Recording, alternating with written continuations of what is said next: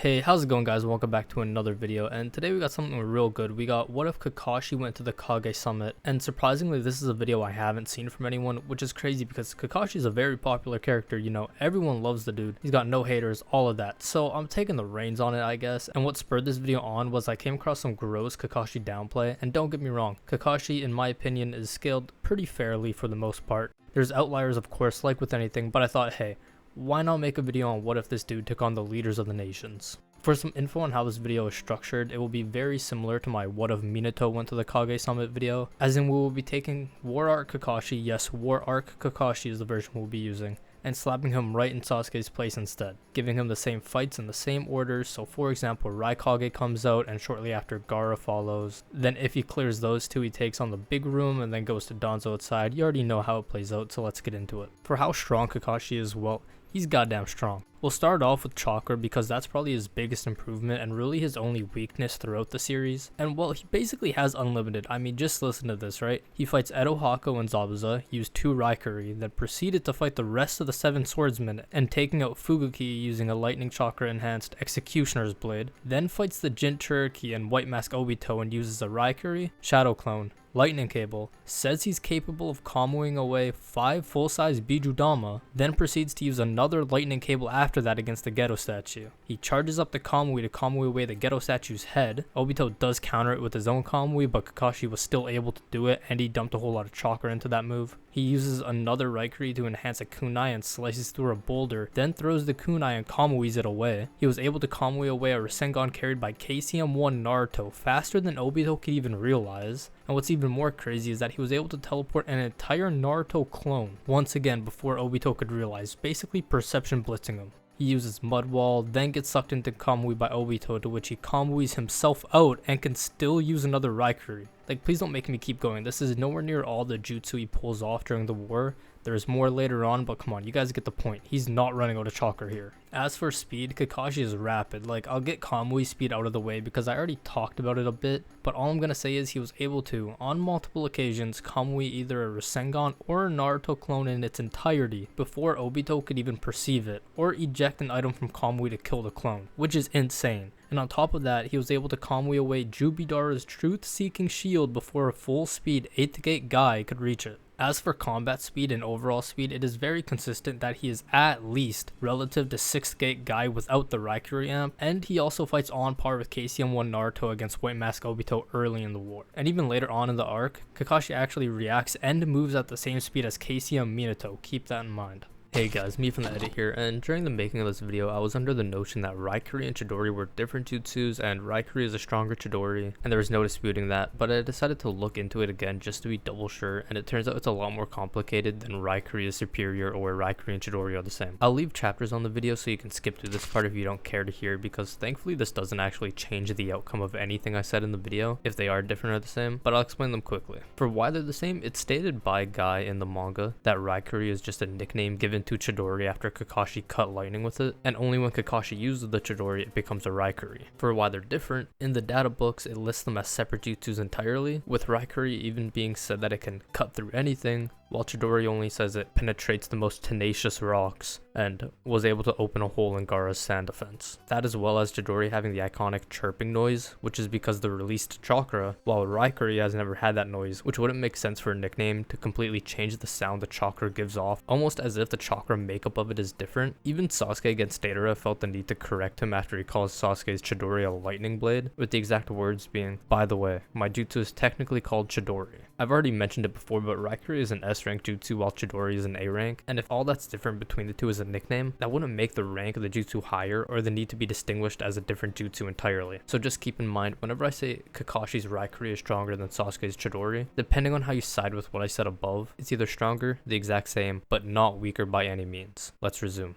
Getting to the actual fights, it's kind of unfortunate that the first target is A, because this in itself could very well be its own video. There's so much to cover, and it's by far the closest, most contentious fight here, and I already know my take is going to be controversial, but Kakashi wins more times than not for me. If we're taking everyone in character and their tendencies stay the same, a tactile fighter like Kakashi will always start off with a clone to get a scope of the situation or see his opponent's abilities, or fights in a way that keeps the risk very low until he knows exactly what he's up against and that's just the way he fights. Being said, when he goes into fight seriously, he would not be caught off guard by A's speed, especially since he himself has fought alongside and is relative to faster people. And his reaction speed is top notch, and we know his Kamui is blitz tiers above him with practically instantaneous speed, so saying the Raikage would blitz him in any sort of way is just off the table. Even if you go with his reaction speed is the same as Casey and Minato's, that's still a stronger Minato than the one who reacted to full power A in the past. And this is proven by A saying, he outdid my top speed when fighting Minato in the past, and also saying, you're only the second person who outran my fastest punch, to Casey and one Naruto, who by the way Kakashi is fighting relative in speed to after Naruto evades the Raikage after leaving the island. Now that the Raikage will blitz Kakashi defenses out of the way, how exactly would Kakashi damage the Raikage? And that's pretty simple, Raikiri cable or Raikiri in general. Quickly for those of you saying, well Sasuke's Chidori could only get finger length deep,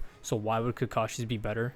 Simply put, they're different jutsus. Raikiri and Chidori are in fact different, and I won't get into the details, but Raikiri is basically an enhanced, stronger Chidori, that's all that matters. Kakashi's lightning cable is also able to slice through V2 Jinchuriki arms when his Raikiri wasn't able to do any damage at all. So if Chidori is able to damage A through his lightning cloak, and Raikiri is a stronger version of Chidori, it should do bare minimum the same. And when Raikiri cable is able to instantly slice through something a normal Raikiri can't, it stands to reason a Raikiri cable is more than enough to kill A if he can hit him. This section has been plenty long. I'll probably have to make a whole separate video on just this fight alone to cover absolutely everything, but I think I hit the basics of Raikage's speed isn't anything new to Kakashi. He is easily able to damage the Raikage, and he has Kamui if he's in a tough spot, so regretfully I'll have to move on from this specific fight to the next situation. For Gaara's introduction, he would come in either at the tail end of the Raikage fight or in the middle of it, and in that case it can go a couple different ways. One of them is Kakashi sees that now Gaara's there and he just teleports himself out of there using Kamui, which he shows he can do in the war arc, and pops up in the big room to fight the remaining Kage. Another one is Kakashi sees Gaara and just straight up Kamui's Gaara's head off, which is so cheesy. It's not in character at all, but it is very much a possibility since he did try to Kamui Deidara's arm away in the beginning of Shippuden. And the last one is he tries to take on the 1v2, which I don't think ends well for him, I'll be honest. A is tough enough in a 1v1, so having Gaara there and the sand being used to block the line of sight or interfere with Kakashi would not be good for our boy. So yeah, if Gaara comes and Kakashi sticks around to fight the 1v2, I'd probably take the Kage winning most times out of 10. But realistically, since I've said before that Kakashi is a very smart guy, he stated to be smarter than Shikamaru, and we've seen time and time again that the guy is one of the best strategists in the whole series. He's either wrapping up the A fight then and there, then getting the ISO on Gaara, or just teleporting away as soon as backup arrives. For how Gaara and Kakashi would go in a one-on-one fight, honestly, Gaara does pose a threat because of the sand clothes blocking the line of sight, but I think that with Kakashi's speed scaling, he's just far superior and faster than Gaara's sand that he won't be caught by it, but it is worth mentioning. Heading into the main room with Mei, Onoki, Mifune, and the guards, it is a little challenging only because of the numbers in there, not actually the power of the threats. Because let's all be for real, what is Mei doing?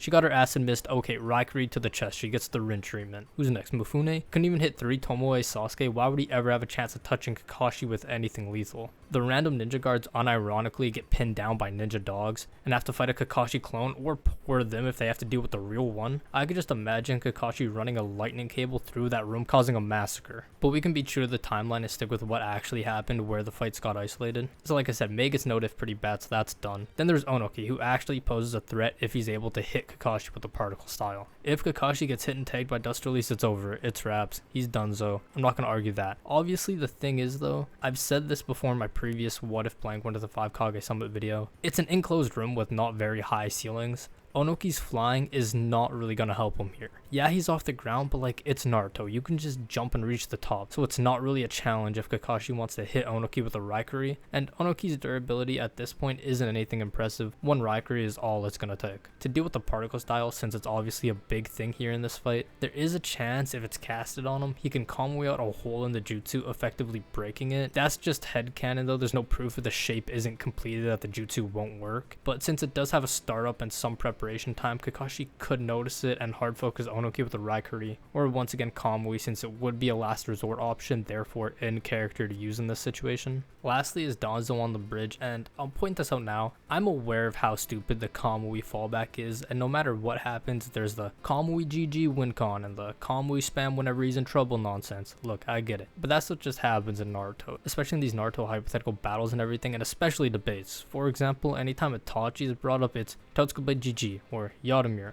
The same thing with Obito, there's you can't hit him though, Kamui, or he just Kamui's you away, GG. It's really stupid and obnoxious, I get it, but it's what makes these characters strong, why people want to hear about them, and why they're held to the standard they are. Anyway, now that rant's out of the way, let's continue. So Danzo has his Sharingan arm, so he's gotta die like 10 times, which is a huge issue. If it was only once or twice, Kakashi for sure has this, no questions asked. But since he's gotta keep dying over and over and over again, Danzo does have a real good chance here, but I'd still think Kakashi could take this majority of the time, just off his speed alone. The guy is faster than the Sasuke that Danzo lost to, and it's pretty apparent. You can see a much weaker Kakashi come out of nowhere, like from the Shadow Realm basically, and block Sasuke's Chidori that was about to hit Sakura, and it was a point blank Chidori, and Kakashi still managed to get in between them. But like I said in the whole Kakashi scaling portion of the video, he's relative to people much faster than this, but speed wasn't everything in this fight. Ultimately Sasuke won because he placed Danzo under a genjutsu using his MS. But Kakashi also has an MS, and although he's never been shown to use the genjutsu from it, he has used his base Sharingan genjutsu multiple times, and I see no reason to think he can't use MS genjutsu either. And I've said it before, so forgive me for repeating myself, but he's smart, and honestly at this point, he's probably a smarter fighter than this Sasuke, since he's so down in the depths of vengeance and revenge, and clearly not thinking 100% straight. So I personally believe after hitting a few Raikiri on Danzo, he would notice him checking his arm exactly like Sasuke did, and deduce it's some sort of timer, and he can place Danzo under a genjutsu of similar use as Sasuke did. This of course isn't the only way Kakashi could win here. I mean there's Kamui. He can for sure Kamui the giant elephant summon that Danzo has, and let's be real here, Danzo has a good arsenal, but the dude died 10 times to Sasuke. He clearly doesn't have the physical abilities to make use of such arsenal and jutsu, and since this is just a Sasuke and Kakashi swap, he would still be on Kodo cooldown from using it on Mifune, and he would still be saving it for Tobi, and for that I'm on team Kakashi in this fight. Although I can admit, depending on how Izanami works with the Kamui dimension, and obviously the absurd hacks he has, there's a good chance he gets a good counter attack off on Kakashi that seals the deal. Also, if he places a seal on Kakashi, it's obviously GG. This whole video I have not mentioned the use of Taka, and that's for good reason. I wasn't sure if I wanted to allow Kakashi to have them as backup, since he obviously wouldn't align himself with them, but since it's a Sasuke and Kakashi swap, they would be his team, so I'll say this. If you give Kakashi Team Taka, there's no doubt in my mind that he clears the summit, unless he messes up big time and can't recover from it. If Kakashi is not allowed Team Taka, then this becomes a very difficult time for him, especially in the first part with the Raikage. There would be so much to focus on with not a lot of time before Gaara and his guards come, although one of his guards is Kankuro and he's basically useless, but still. No Team Taka, this is an extremely difficult time for Kakashi, and I'd say arguing he could win is an uphill battle for sure, but saying he would outright lose is disingenuous. Thank you guys for watching this video. I tried something new with the scripting of it. It's more of a loose style, less strict, kind of a freestyle type vibe where I just talk like usual instead of sticking word for word to what I wrote down. If it's better, let me know. If it's worse, let me know. Leave a comment on if you think War Kakashi can clear the summit. I'm sure a lot of you guys are going to disagree with me, but yeah, have a good day.